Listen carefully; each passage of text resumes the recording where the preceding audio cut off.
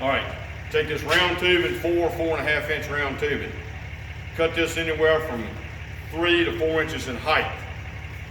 Take a round plate, a flat plate that's round, weld it to the top of the shock tower. Then take this piece that you cut and weld directly onto it, on top. It allows you to get to the bolts for the shock when you need to replace it. Then run your down bars to this, or if you run any type of X setup or rally style we just talked about, they all tie into this right here. And it makes it easier so you ain't got to form a bunch of plates and beat the shock towers up, and it's a nightmare, and this is so much faster.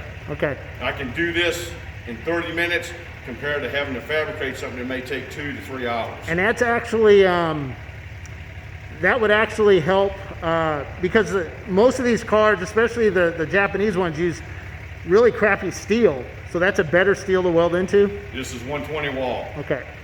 4 inch or 4.5 inch by 120 DOM is what I use. Okay. And then cut it. And I'll text you some pictures. Okay, cool. Sounds good.